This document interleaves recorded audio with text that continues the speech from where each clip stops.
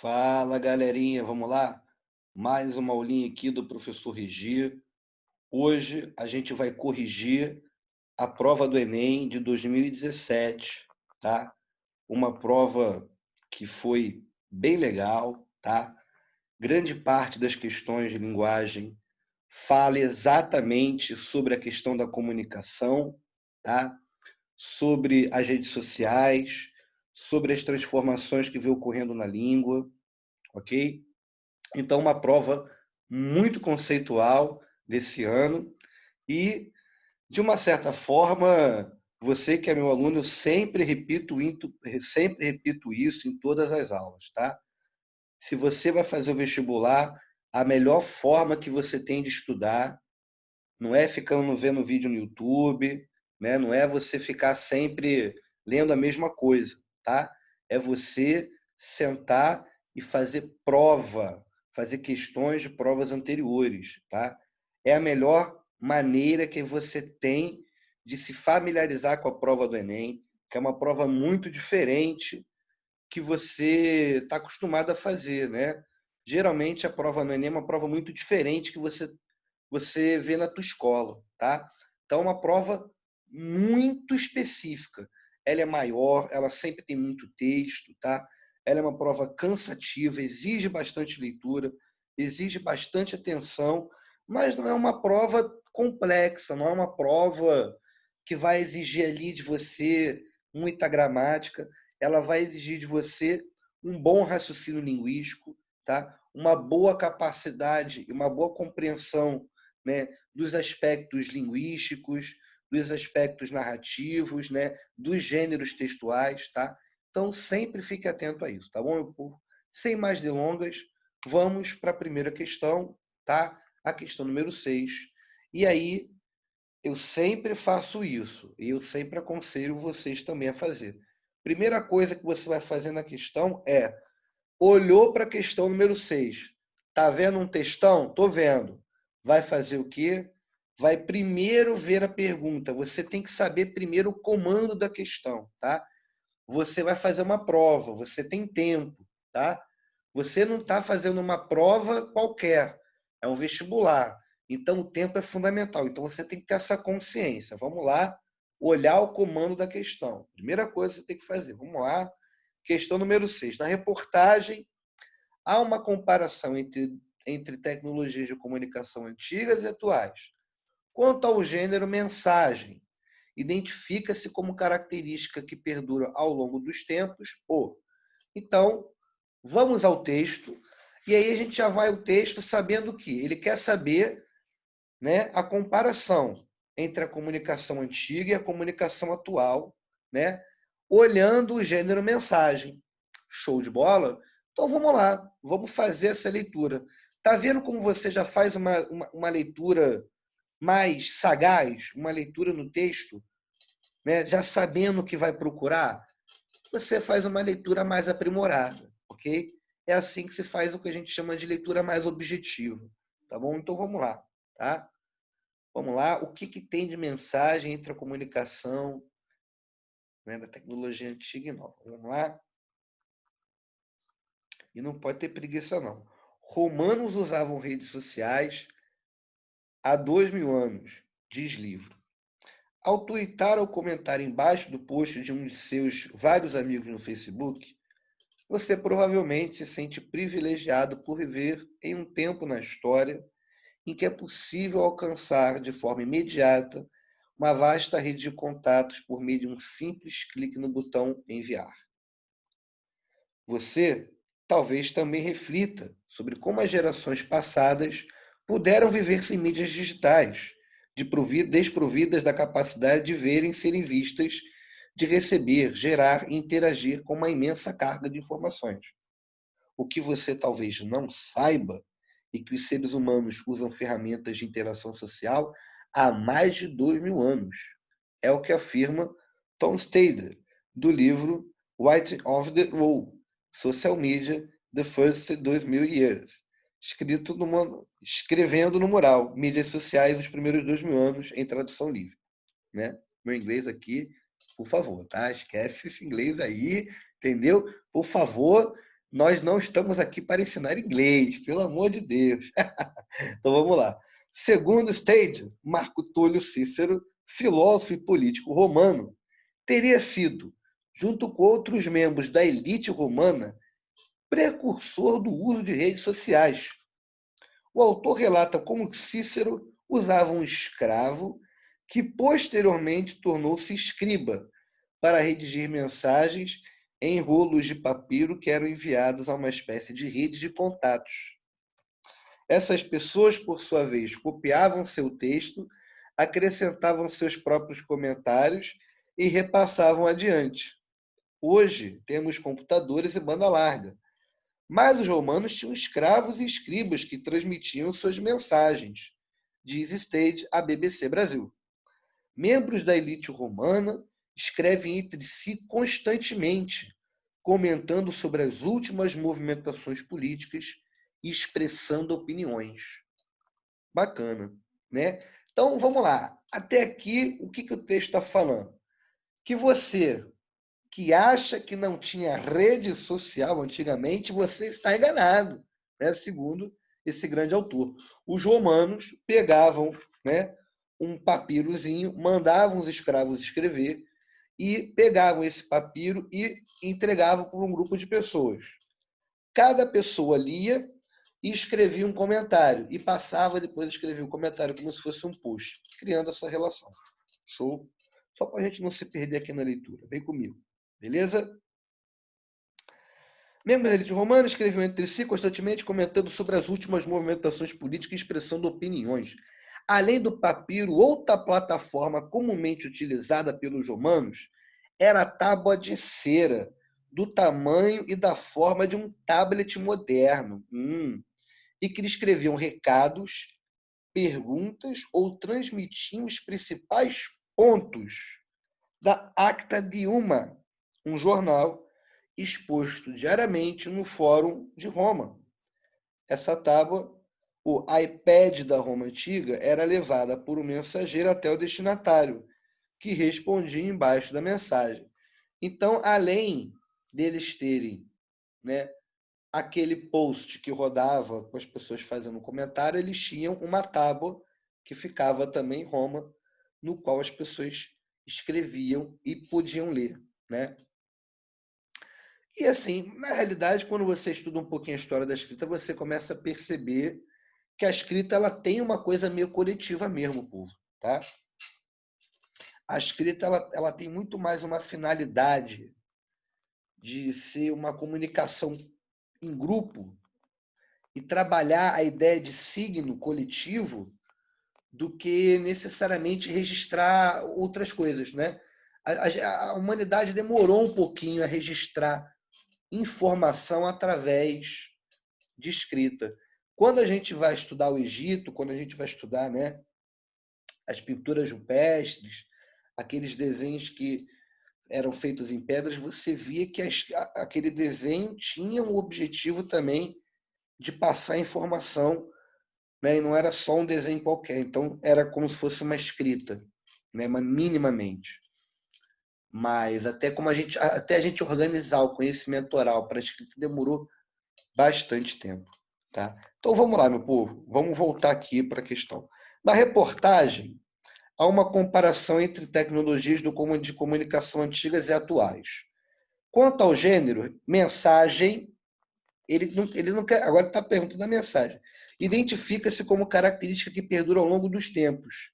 O imediatismo das respostas, as mensagens não são imediatas, povo, não são. Compartilhamento de informações, sim. Está no passado, está no futuro e está presente hoje e vai estar no futuro também, assim que a gente encontrar qualquer outro tipo de humanidade, porque as pessoas se comunicam, né? Interferência direta de outros no texto original.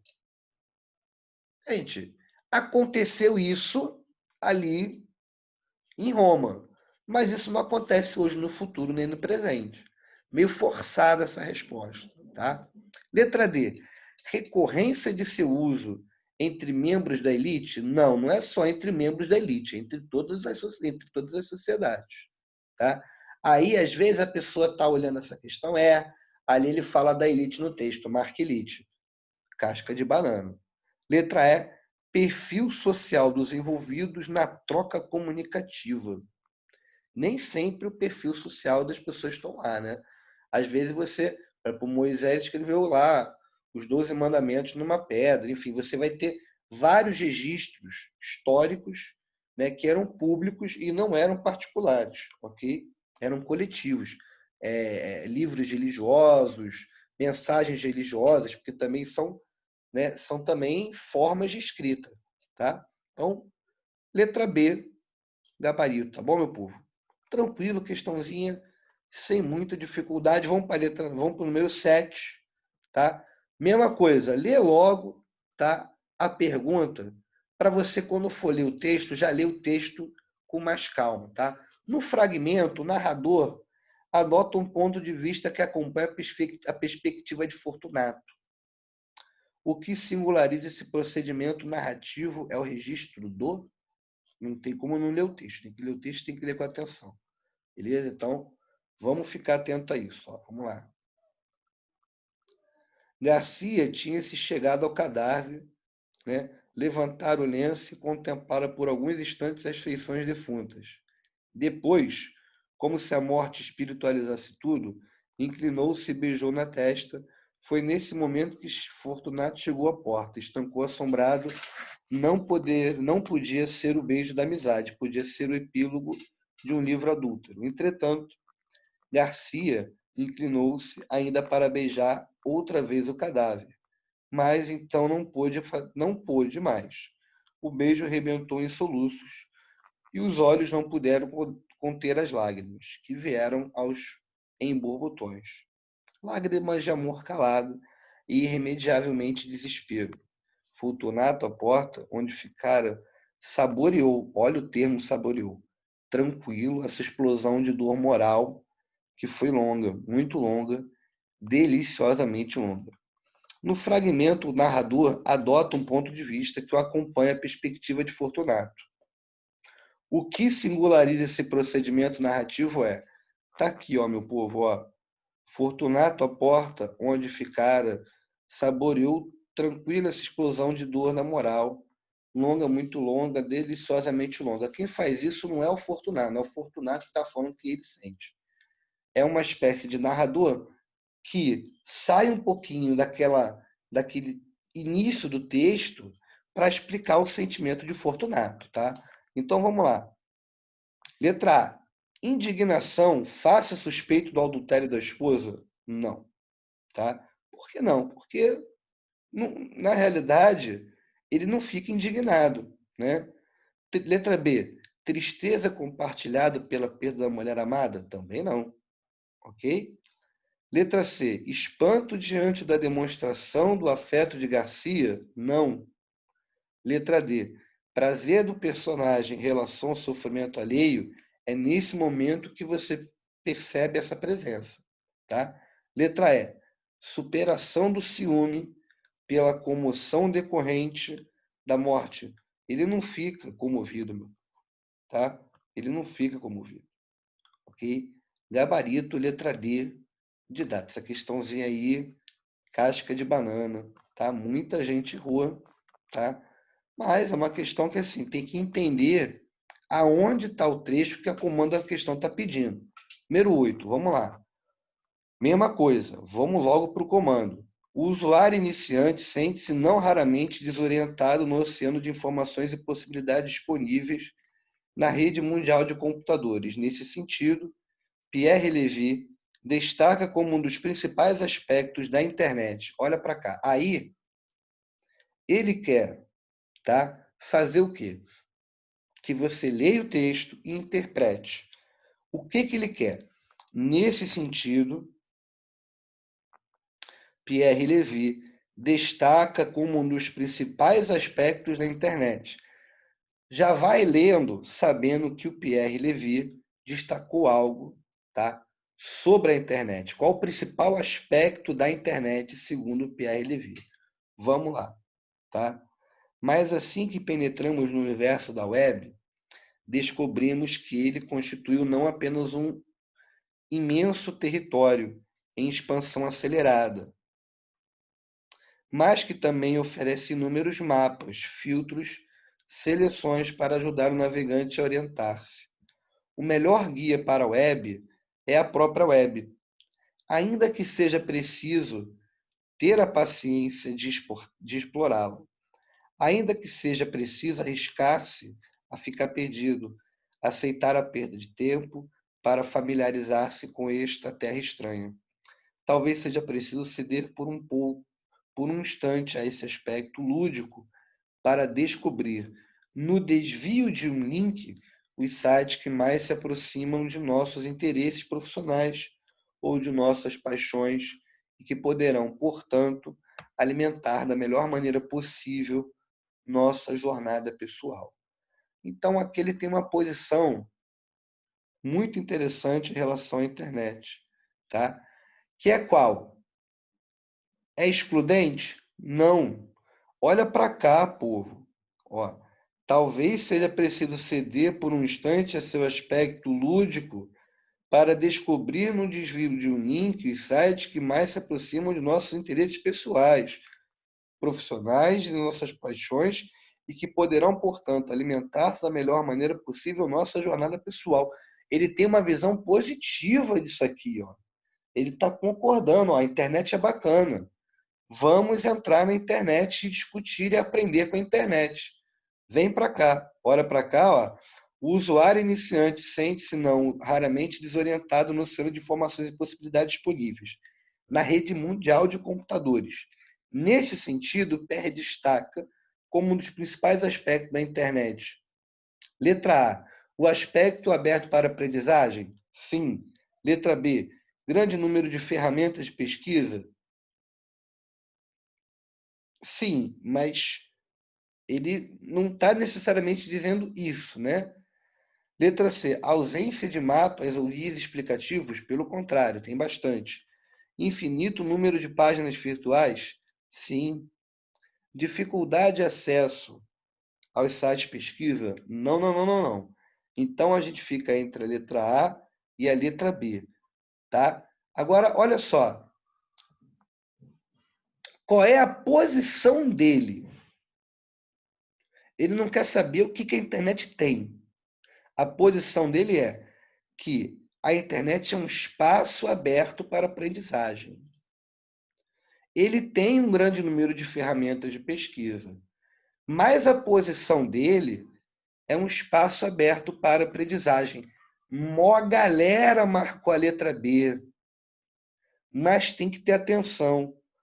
Olha para cá, nesse sentido, Pierre Levy destaca como um dos principais aspectos da internet.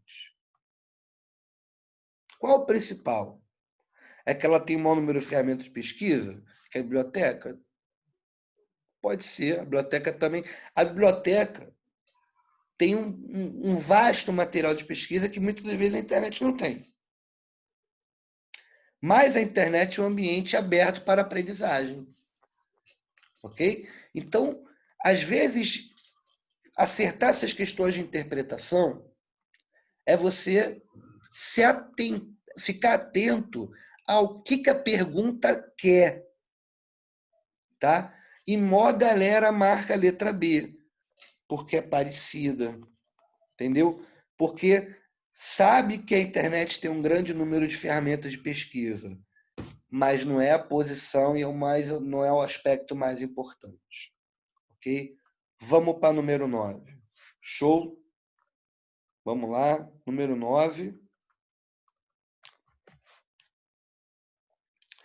Muito boa essa aqui, ó. Eu adoro essa aqui. Olha para cá, povão. O comentário do texto 2 sobre o texto 1 evoca a mobilização da língua oral que em determinados contextos. Então vamos lá. O comentário do texto 2 sobre o texto 1. Vamos ler o texto 1. Teresinha de Jesus. De uma queda foi ao chão, acudiu 3 cavaleiros, todos os 3 de chapéu na mão. O primeiro foi seu pai, o segundo seu irmão, o terceiro foi aquele a quem Teresa deu a mão, né? Então, Musiquinha de carnaval, a musiquinha aí que a gente sempre canta, né? Terezinha de Jesus, né? Outra interpretação é feita a partir das condições sociais daquele tempo.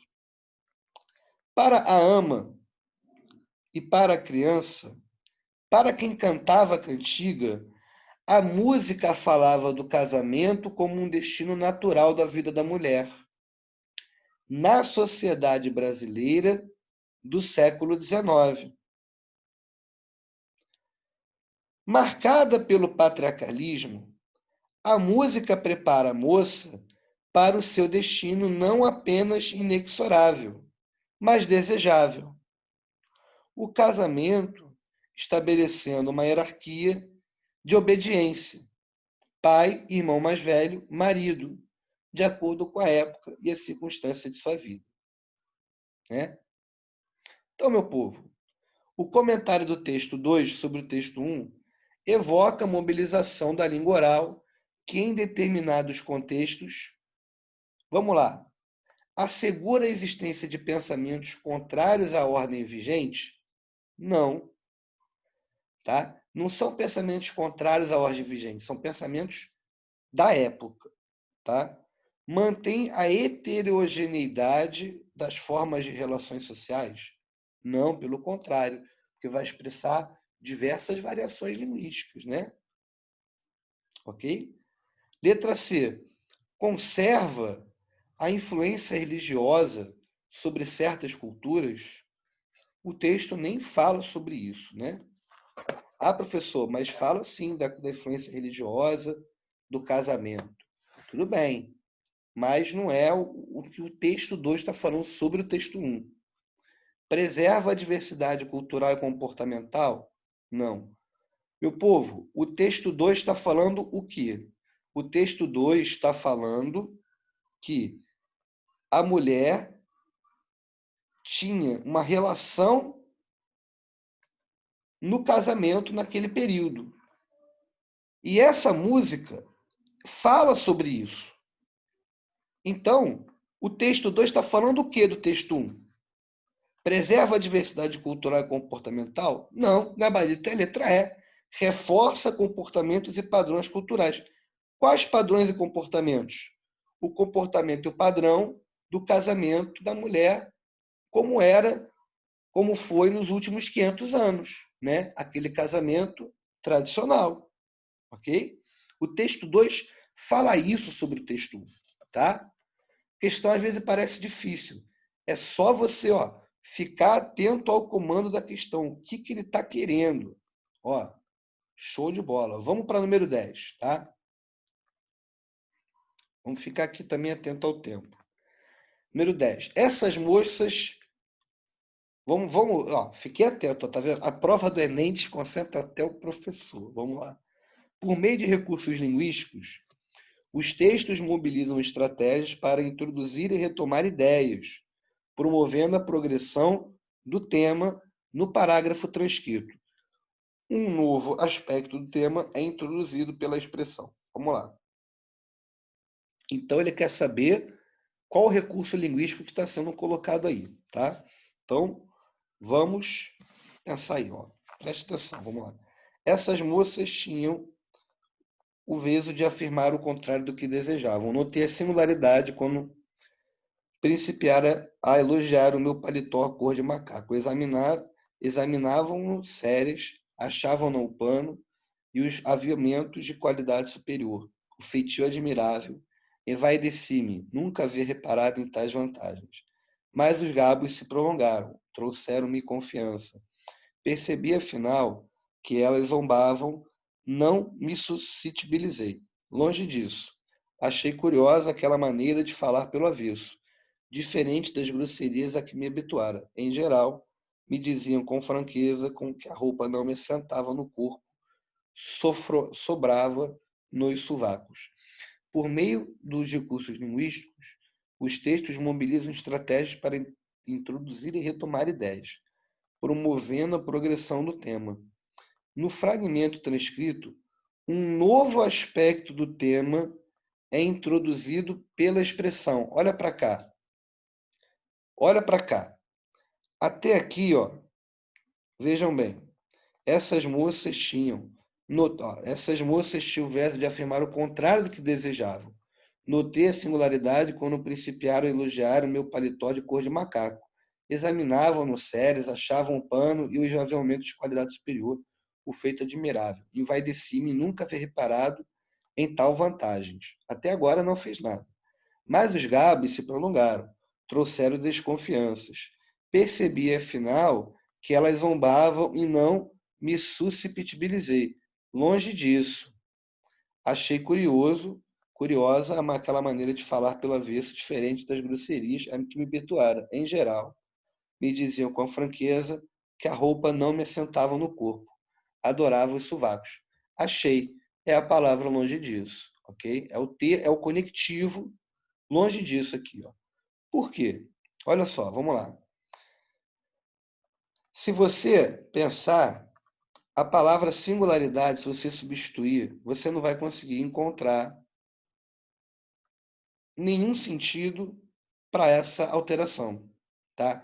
A palavra longe disso, ele vai realçar, né, criando uma oposição, ó. Você quando fala longe disso, você, ó, tá mudando a perspectiva, ó. Quando você usa, por exemplo, essa frase: o menino não estudou para o vestibular. Longe disso. Só ficava na rua jogando bola. Ou seja, eu estou reafirmando de uma maneira quase que negativa, tá? E aí você altera a estrutura do texto. No entanto que, se você ler o texto daqui para cá, ele vai mais ou menos alterar a perspectiva da personagem, tá? Então, ó, no fragmento transcrito, um novo aspecto do tema é introduzido pela expressão. A singularidade? Não. Tais vantagens? Não. Os gabos? Também não. Longe disso?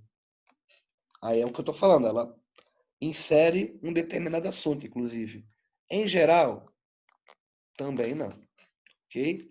Então, é sempre bom, meu povo, vocês, tá? Depois pegarem essa provinha também, tá? Baixarem e fazerem em casa e depois acompanhar a correção, né? Tenta fazer em casa sozinho, né? E depois assiste a essa aula aqui de correção para você perceber como eu trabalhei o raciocínio, como você também pensou as questões, tá? Então vamos lá. Mais uma aqui, vamos lá. Questão 11. O consumidor no século XXI, chamado de novo consumidor social, tende a se comportar de modo diferente do consumidor tradicional. Pela associação das características apresentadas no diagrama, infere-se, né? O que é inferir? É perceber, retirar.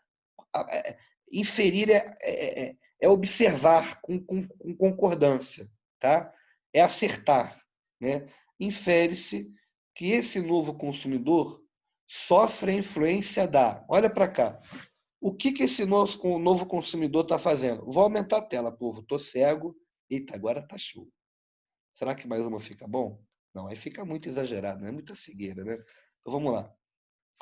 Vamos olhar aqui, ó, a cabecinha dele. Usa novos canais online, novas ferramentas de comunicação, confia em conselhos de amigos online, conhecidos e estranhos, tende a comprar mais online do que offline, quer fornecer feedback sobre o produto e serviço do cliente, deseja uma experiência melhor online do que offline, lê e cria avaliações, ranking de produtos e posts em blogs, quer suporte para encontrar pessoas que compartilham da mesma opinião, tá? E aí você tem um novo ciclo, tá? Então, qual é a característica, meu povo, dessa galera, desses novos consumidores, tá?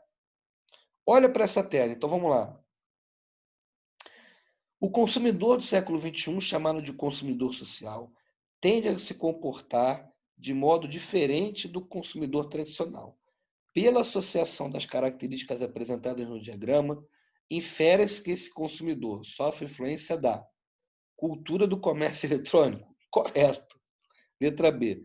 Busca constante pelo menor preço? Aonde está escrito isso no diagrama? Mó galera botou isso. Sabe por quê? Porque todo mundo quer o menor preço. E a gente também olha a internet para o melhor preço. Mas não está escrito no diagrama.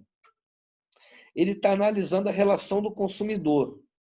Se divulgação de informações pelas empresas, está aqui escrito que ele bota mais informação em blog do que necessariamente a empresa. Letra D, necessidade recorrente de consumo. Não está errado, né? Mas também não está muito correto, não. Porque o texto não fala necessariamente disso. Já é uma situação de consumo. Postura comum aos consumidores tradicionais, completamente equivocado. Ele compara entre os novos consumidores e os velhos consumidores. Gabarito, letra A de amor. Tranquilo, meu povo, tá? Questãozinha fácil, mas mó galera erra, tá? Por que que não é a letra B? Porque ele não está falando de preço. Ele está falando da cultura do comércio eletrônico. Tudo isso aqui, ó, são características desse comércio eletrônico. Pronto, acabou a letra A, não tem questão, não tem filosofia. 12, tá? A língua tupi no Brasil. Aí, a prova falou, até agora, de linguagem e tecnologia, agora ela vai mudar um pouquinho o seu aspecto do que vai ser discutido em linguagem, tá? Vamos olhar, tá? A pergunta. Número 12 está aqui, ó. Vamos lá. Eita. 12? Calma aí. Ih, acho que ó, 12. É isso mesmo. É que está aqui, ó. É que eu fui para cima. Na verdade, eu fui para baixo. Né? 12. Então vamos lá. O texto trata de aspectos sócio-históricos na formação linguística nacional. Quanto ao papel do tupi na formação do português brasileiro, depreende-se que essa língua indígena, olha para cá, quanto ao papel, a última pergunta da questão é sempre a mais importante. Ó. Quanto ao papel do tupi na formação do português brasileiro, podemos afirmar que essa língua indígena, vamos lá, olha para cá, dá para responder sem ler o texto? Eu não faço isso. E eu acho que não é legal você fazer também. Há 300 anos, morar na vila de São Paulo, de Piratininga, Peixe Seco e Tupi, era quase sinônimo de falar de índio. Em cada 5 habitantes da cidade, só 2 conheciam português. Por isso, em 1698, o governador da província Arthur de Sá e Menezes implorou a Portugal que só mandassem padres que soubessem a língua geral dos índios, pois aquela gente não se aplica em outro idioma. Derivado do dialeto de São Vicente, o tupi de São Paulo se desenvolveu e se espalhou, né, no século XVII. Graças ao isolamento geográfico da cidade e à atividade pouco cristã dos mamelucos paulistas, as bandeiras e expedições ao sertão em busca de escravos índios. Muitos bandeirantes nem sequer falavam português ou se expressavam mal.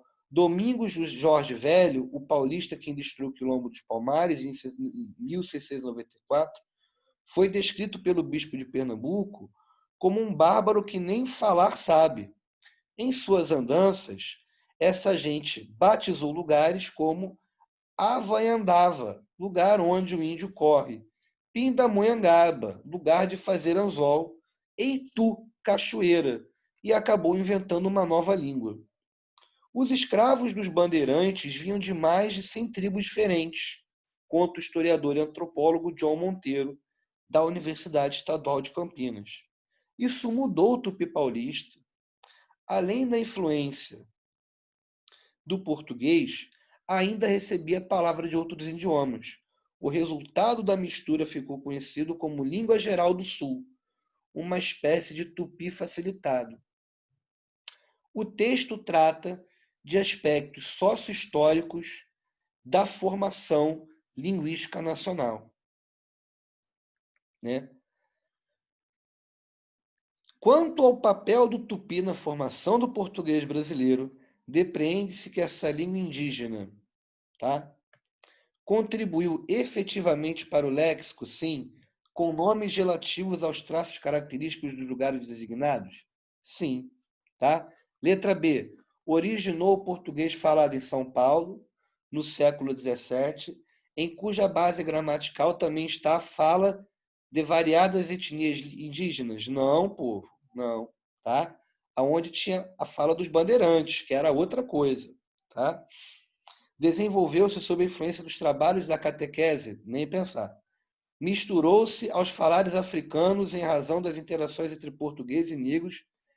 Não. Aqui está falando não. Não. Nas investidas contra o quilombo dos Palmares? Não está falando disso não, meu povo. Tá?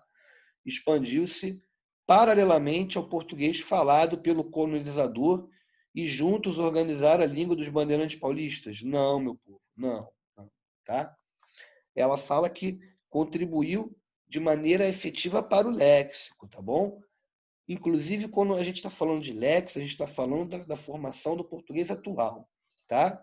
Então, gabarito, letra A, tá?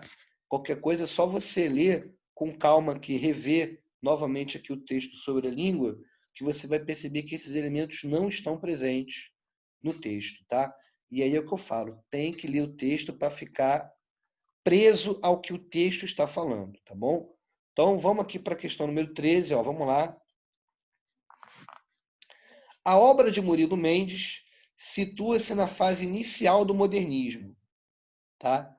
Cujas propostas estéticas transparecem no poema por um eu lírico que, não, então vamos lá. Primeira fase do modernismo, Manifesto para o Brasil, tá? Oswald de Andrade e Movimento Antropofágico. É o momento em que se está discutindo a história brasileira. E essa galera queria o quê? Fazer com que o povo brasileiro fosse compreendido em todas as suas raças. E aí, no que eles chamam das três grandes raças, o negro, o índio e o branco. Tá? E quando ele diz o branco, é o branco nacional e o branco português. Ok? Eles não negam aquilo que é bom da Europa. Eles não têm aquela visão, a Europa é ruim.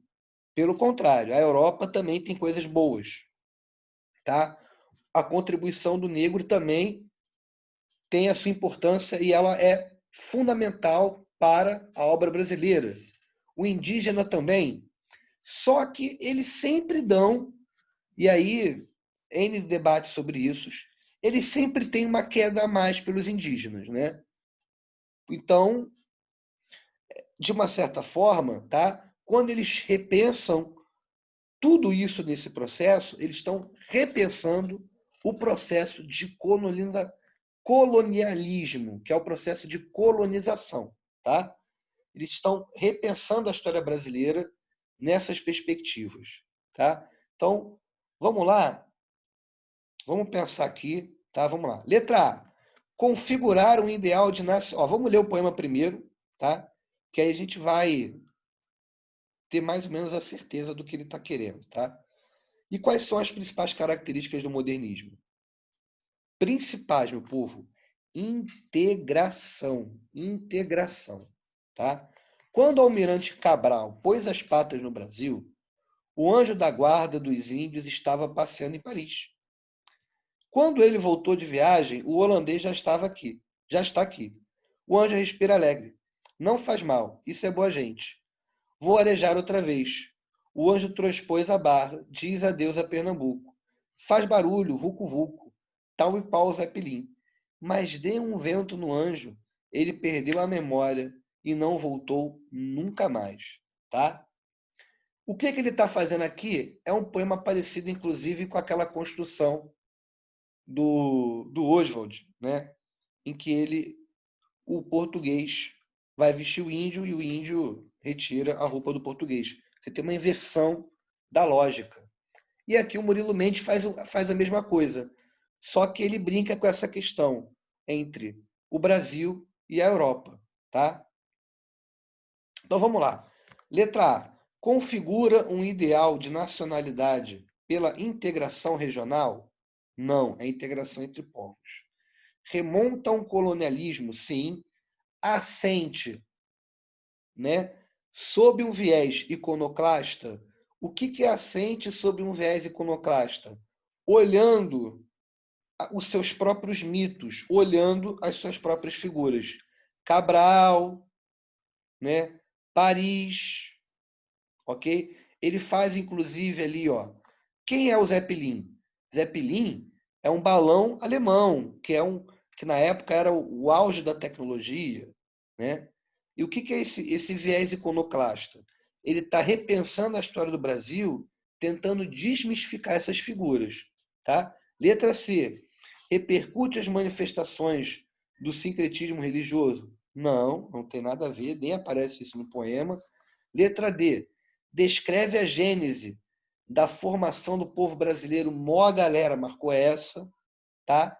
Mas aí, quando ele está falando da formação do povo brasileiro, ele não está aqui no poema falando exatamente dessa relação da antropofagia, tá?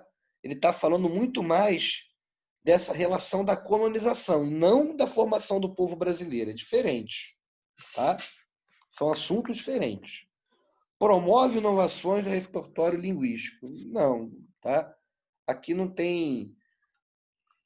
Ele pode até brincar aqui com palavras vulco-vulco, Zeppelin, mas não, ele não está aqui fazendo, ele não está usando uma linguagem, né, uma linguagem poética aqui para construir necessariamente essa referência aqui no poema quando ele está falando dos seus aspectos de conteúdo, né? Ele não tá usando a função poética para explicar o que ele quer aqui da função, dessa relação entre Brasil e o seu passado. Então, gabarito é a letra B, meu povo, tá bom? Vamos avançar aqui, vamos logo para o número 14, tá? De acordo com o texto, as estratégias argumentativas e o uso da linguagem na produção de propaganda favorecem, tá? Vamos lá, aqui, ó. O exame dos textos e mensagens de propaganda revela que ela apresenta posições parciais que refletem apenas o pensamento de uma minoria, tá? Como se exprimem, em vez disso, a convicção de uma população. Trata-se, no fundo, de convencer o ouvinte ou o leitor de que, em termos de opinião, está fora do caminho certo, e de induzi-lo a aderir às teses que lhe são apresentadas por um mecanismo bem conhecido da psicologia social, o do conformismo induzido por pressões do grupo sobre o indivíduo isolado. Ou seja, uma minoria consegue dirigir uma maioria. Essa é a lógica da propaganda, não é essa. Mas a propaganda trabalha a perspectiva de convencer. E aí, nesse caso, ele está falando sobre grupos minoritários, tá? Então, fique atento a isso. Vamos lá, meu povo. Ó, de acordo com o texto, as estratégias argumentativas e o uso da linguagem na produção da propaganda favorecem a reflexão da sociedade sobre os produtos? Nem pensar. Nem pensar. A propaganda é para te convencer, não para te fazer refletir. B. Difusão de pensamentos das preferências das grandes massas? Não. Imposição das ideias e posições de grupos específicos? Sim. Decisão consciente do consumidor? Nem pensar. Letra E. Identificação dos interesses do responsável pelo produto divulgado? Claro que não.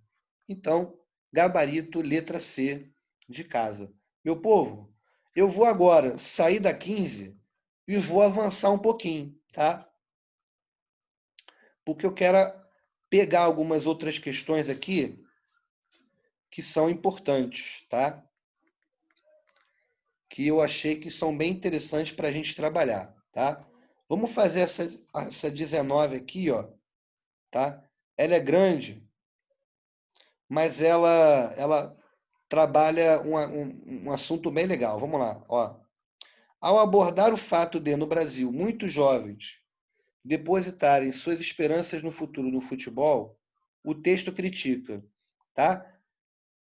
Vamos ler esse texto, mas presta atenção novamente aqui no comando da questão. Ao abordar o fato de, no Brasil, muitos jovens depositarem suas esperanças no futuro do futebol, o texto critica. O que o texto vai criticar? Vamos lá. A ascensão social por meio do esporte mexe com o imaginário das pessoas, pois em poucos anos um adolescente pode se tornar milionário caso tenha um bom desempenho esportivo. Muitos meninos de famílias pobres jogam com o objetivo de conseguir dinheiro para oferecer uma boa qualidade de vida à família. Isso aproximou mais ainda o futebol das camadas mais pobres da sociedade, tornando-o cada vez mais popular. Acontece que esses jovens, já começou a mudar um pouco o rumo. Acontece que esses jovens sonham com fama e dinheiro, enxergando o futebol o único caminho possível para o sucesso. No entanto, eles não sabem da grande dificuldade que existe no início dessa jornada em que a minoria alcança a carreira profissional. Esses garotos abandonam a escola pela ilusão de vencer no futebol, a qual a maioria sucumbe. Ou seja, aqui nesse parágrafo, povo, ele fez uma crítica. Qual foi a crítica que ele fez? Que esse caminho é legal? É legal, mas só uma galera consegue se dar bem e o resto se dá mal, sai da escola, não consegue seguir na carreira como um grande jogador de futebol e também, por ter seguido a carreira de jogador de futebol, não consegue outras profissões, tá? Então, é isso que ele está falando. A maioria, inclusive, abandona a escola. O caminho até o profissionalismo acontece por meio de um longo processo seletivo que os jovens têm de percorrer. Caso não seja selecionado, esse atleta poderá ter que abandonar a carreira involuntariamente por falta de uma equipe que o acolha. Alguns podem acabar em subempregos, à margem da sociedade ou até mesmo em vícios decorrentes desse fracasso e dessa desilusão. Isso acontece porque no auge da sua formação escolar e na condição juvenil de desenvolvimento, eles não se preparam e não são devidamente orientados para buscar alternativas de experiência de experiências mais amplas de ocupação fora e além do futebol. Ao abordar o fato no Brasil, muitos jovens depositaram suas esperanças de futuro no futebol. O texto critica, vamos lá, show de bola. Despreparo de jogadores de futebol para ajudarem suas famílias? Não. Garantia de ascensão social nos jovens pela carreira de jogadores de futebol? Não. Falta de investimento dos clubes para que os atletas possam atuar profissionalmente? Não. Investimento reduzido dos atletas profissionais em sua formação escolar. Muita gente botou essa, ó. Investimento reduzido dos atletas profissionais em sua formação escolar, gerando frustração e desilusão profissional no esporte. Não. Pegadinha. Pegadinha. Não é nos atletas profissionais, é nos atletas amadores. Despreocupação dos sujeitos com a sua formação paralela esportiva. Exato. Para habilitados a atuar em outros setores da vida? Sim, caso eles não consigam ser jogadores profissionais. Ok? Então, gabarito da 19, letra E, meu povo. Tá? Tem que ficar atento com essas questões, meu povo, tá bom? Não pode ficar dando mole, tá? Vamos lá, olha para cá. Vamos lá, olha para cá. Vamos fazer essa 20 aqui, ó. Não, vamos fazer essa 20 não. Essa 20 aqui, ó. Deixa eu pegar uma outra para a gente encerrar aqui, ó. Vou pegar um poema. Calma aí, deixa eu pegar esse aqui, ó. Vou fazer a questão 23. Vamos lá. Na canção, Chico Buarque trabalha uma determinada função da linguagem para marcar a subjetividade do eu lírico ante as atrizes que ele admira. A intensidade dessa admiração está marcada em... a intensidade da admiração está marcada em... Vamos ler o texto. Tem que ler o textinho. Naturalmente, ela sorria. não me dava trela, trocava roupa na minha frente e ia bailar sem mais aquela. Escolhia qualquer um, lançava olhares debaixo do meu nariz. Dançava colada, em novos pares, com o pé atrás, com o pé afim. Muito bom, né? Surgiram outras, naturalmente, sem nem olhar a minha cara. Tomava banho na minha frente para sair com outro cara. Porém, nunca me importei com tais amantes. Com tantos filmes na minha mente, é natural que toda atriz presentemente represente muito para mim, né? É sensacional. Chico Buarque é um cara que ele, quando decide escrever, é sensacional. Meu povo, olha para cá. Muita gente iria ver esse poema e falar, professor, ele está falando de infidelidade? Tá sim. Mas não é uma tal infelicidade, né? Infelicidade não. Nossa, traição, né? Infidelidade. Perdão. Ele está falando de traição, mas não é uma traição. Ela é atriz. Subentende, né, que talvez ela seja meretriz, ou seja, eles têm um relacionamento aberto, enfim, né? Aqui não diz, mas diz o seguinte, que ele não se importa com aquilo, que é natural para ele, tá? Então, ó, com tantos filmes na minha mente, é natural que toda atriz presentemente represente muito para mim. Na canção, Chico Buarque trabalha uma determinada função da linguagem para marcar a subjetividade do eu lírico ante as atrizes que ele admira. A intensidade dessa admiração está marcada em, naturalmente ela sorria, mas não me dava trela. Não. Ela, aí é a intensidade dela. Letra B. Tomava um banho na minha frente para sair contra o cara? Não. Surgiram outras, naturalmente, sem nem olhar a minha cara. Letra D.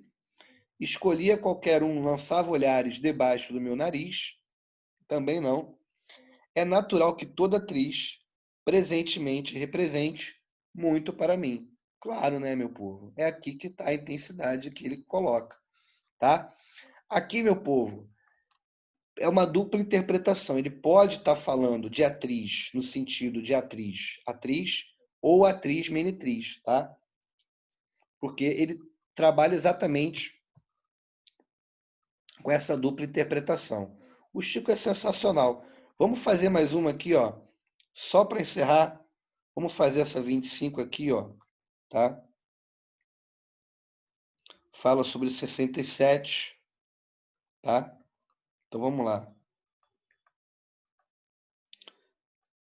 Essa 67 aqui é bem interessante, ó. Vamos lá.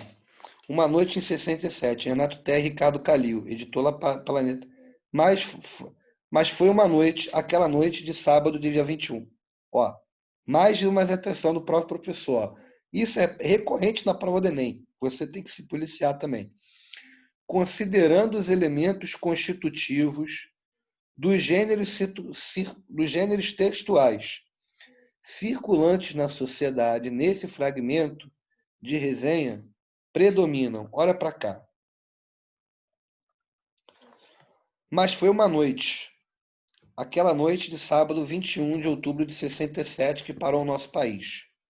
Parou para ver a finalíssima do segundo Festival da Record, quando o jovem de 24 anos, chamado Eduardo Lobo, Edu Lobo, saiu carregando no Teatro Paramount, em São Paulo, depois de ganhar o prêmio máximo do festival com o Ponteio, que cantou acompanhado da charmosa iniciante Marília Medalha.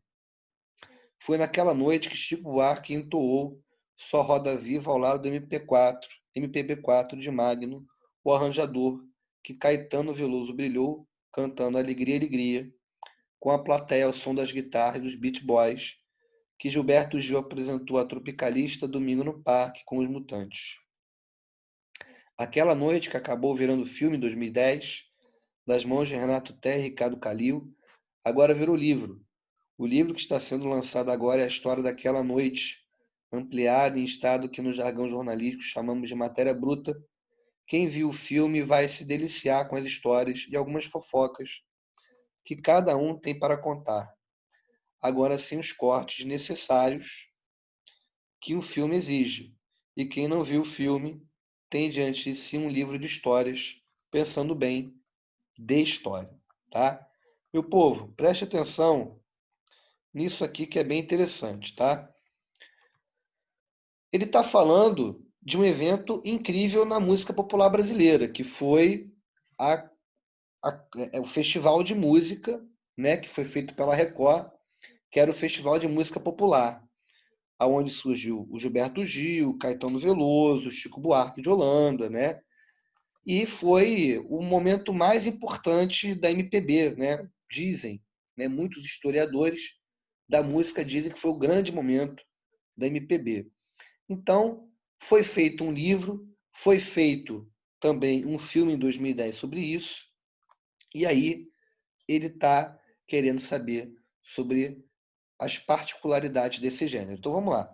Considerando os elementos constitutivos dos gêneros textuais circulantes da sociedade, nesse fragmento que lemos acima de resenha, predominam, letra A, caracterizações de personalidades do contexto musical brasileiro dos anos 60?